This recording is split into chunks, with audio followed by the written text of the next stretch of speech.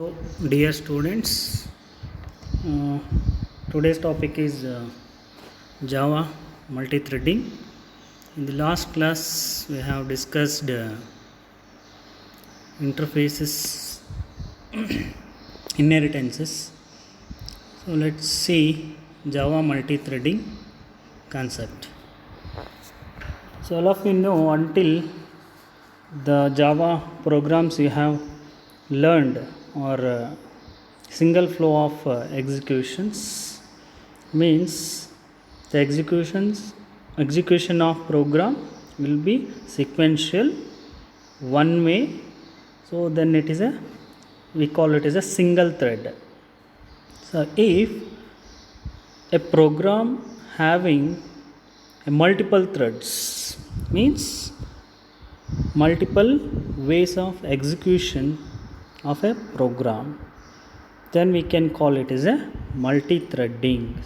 That is, a multi-threading is a conceptual programming concept where a program or a process is divided into two or more sub-programs or processes. So we know that, so this is also called as a parallel programming, where the programs or sub-programs run parallelly or simultaneously. So here each part of such program we call it as a thread or subprogram. Let's see what is process. A process consists of the memory space allocated by the operating system that can contain one or more threads. So we know that threads cannot exist on its own but must be a part of the process. Let's see the difference between the multitasking, or that there are two, what is multitasking and the types of two multitasking systems. So there are two types. Already we know that the multitasking means the simultaneously executing several programs or processes. So it can be divided into two types: processor based and thread based multitasking. Let's see what is the difference between both processor based and thread based multitasking. So in a process based multitasking, it is a feature where the computer can run two or more programs simultaneously or concurrently. Let's see one example. If you are using your computer or laptop, you are listening the music, at the same time you are chatting with your friends on a social media like Facebook or Twitter. So in thread based multitasking, thread is the smallest unit of code, which means a single program can perform two or more tasks simultaneously. Let's say example. So text editor, consider in your desktop or laptop, there is a text editors that can print, and at the same time you can edit some text or document provided in those two tasks performed by separate threads. So students, I think are cleared the difference between process based and processor based and thread based multitasking. So I will repeat: process based is running the computer running two or more programs simultaneously. Means, for example, I said you are listening the music and as well as you are chatting with your friends on social media. In the thread based multitasking, the thread is the smallest unit of a code, which means single program can perform one or more, two or more tasks simultaneously. So for example, I said text editor, and text editor, you are typing something and also it is printing some records. Multitasking IPC, so inter process communication. Inter-process. Let's see multitasking and inter-process communication. What is multitasking? A multitasking thread requires less overhead than multitasking processor because of the following reasons. So processors are heavyweight task where threads are lightweight. So here is a clear distinction. Processors are in heavy weight and threads are in lightweight. Processors require their own separate address space, whereas the threads share the same address space. Let's see what is inter-process communication. Inter-process communication, we'll see it is in a operating system where it is expensive and limited, where inter-thread communication is inexpensive and context switching from one thread to the next thread is lower in cost. Dear students, will study this inter-process communication, multi-threading or multi-programming, multitasking in operating system. Any operating system which are able to perform multitasking and multi-threading and also as a technique of inter-process communication. Inter-process communication is nothing but the processor are communicating with each other. I think you are clear what is multitasking and IPC. We will go next slides. So what are the benefits of multi-threading? So there are several benefits of multi-threading which enables programmers to do multiple things at one time. So for example, if you are using a desktop computer, you are typing something and you are listening the music, and also you can also chat with friends. These are all multitasking. Okay? So the multi-threading which enables the programmers to do all these things at the same time.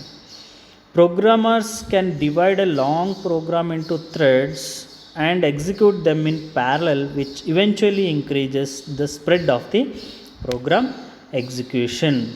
So programmers, the multi-threading concept, another benefit is the programmer can divide the larger programs into threads and execute each thread parallelly, and which also increases the speed of the program execution. The third benefit is improved performance and concurrency. So multiple threads are executing simultaneously, it can improve the performance of the execution, and also concurrency means which is executing several threads simultaneously. And the fourth one is simultaneous access to multiple applications. So for example, you are using your smartphones where you can access multiple applications simultaneously. Okay? So your all experiences where those who are using smartphones. We'll go to next slide. Next, this is one important important thing about multi-threading. So life cycle of thread. We know that the definition of threads and multi-threading. So these threads having several states of execution. Let's see what are those. First one is a newborn state. So any thread in Java, any thread object is created, a new thread is born, and it's said to be a newborn state. Okay, so when we are going to start a new thread, then we call it as a newborn state. And the second one is a runnable state. If a thread in this state, it means that the thread is ready for execution and waiting for the availability of the processor.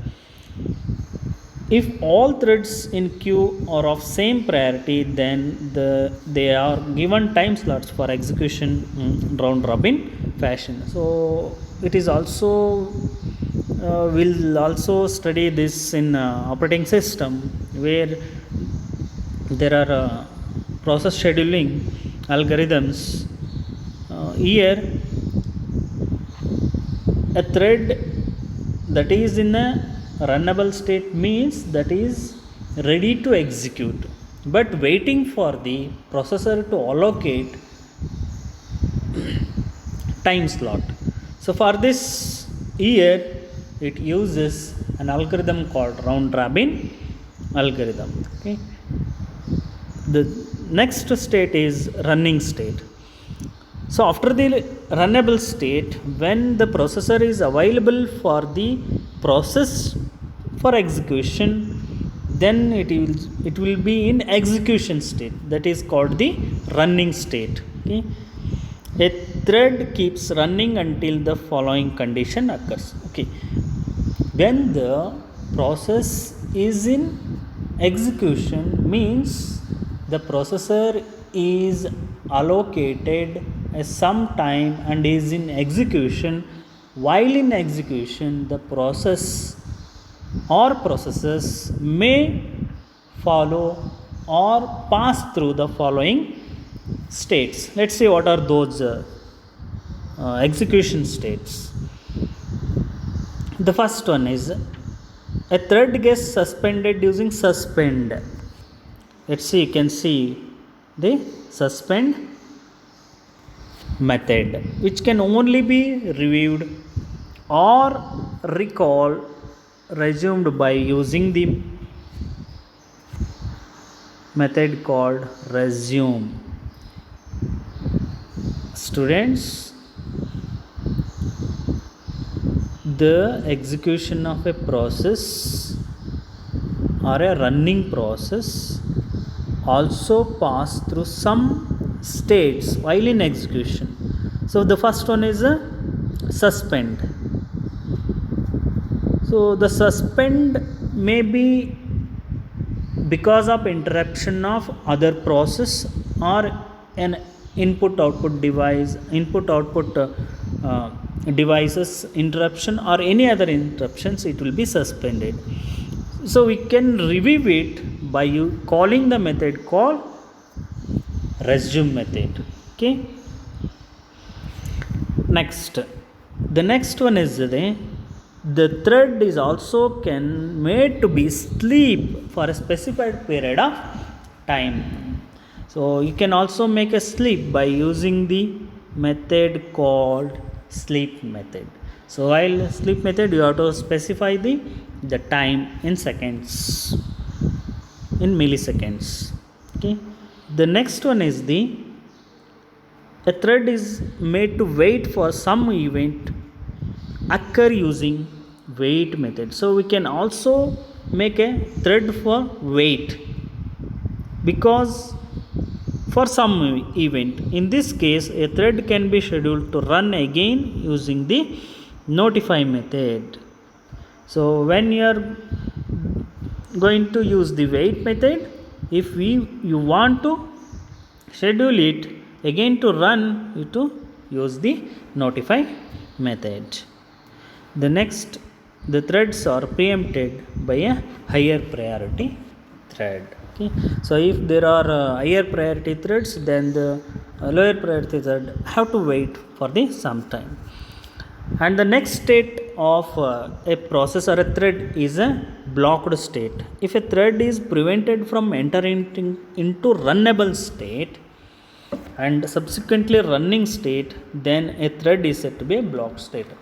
Dear students, understand, blocked state is nothing but if a thread is running or in the state of runnable, any event occur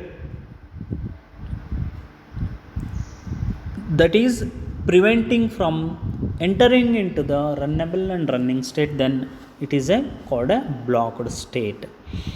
And the last one is the dead state.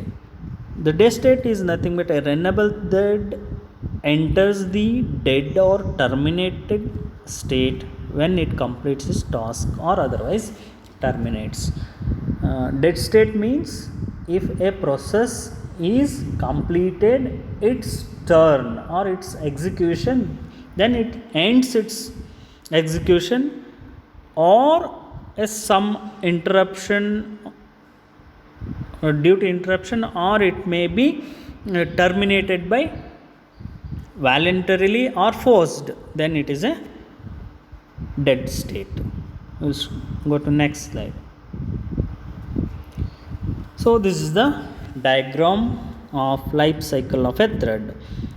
Students, in examination it may be asked for 10 marks. It is an important, most of the time the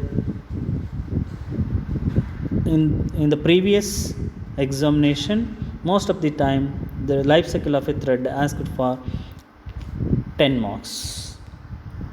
So you can see there are various states what we have discussed previously. First one is a newborn state, where newborn state, from there it will be going to start. While starting, we will see, we discussed two states, running and runnable states. Okay. If the running state is interrupted, so we can call it as an active state, interrupted, so it will go to the runnable state. Okay. So if runnable state is okay and allocated for the process, then it is running. If a newborn state in the initially is forced to stop by using the stop method, then it will go into dead or killed thread. So after finishing the execution, so it will be stopped, then it is also called as a dead state. If it is suspended, so we discussed there are three methods we can stop the thread temporarily by calling the method suspend, sleep, wait. So then it enter into the block state. So these three states enters into block, then blocked state can be resumed or recalled by calling the method resume and notify methods. Then again it enters into the runnable and running states. If the blocked state is not entering into the runnable and running state, then it will be forced to stop by calling the method stop method, then it enters into the dead state. Okay, so we can call it as an idle methods. I think you understood the various states of thread. So this is called a life cycle of a thread. Next.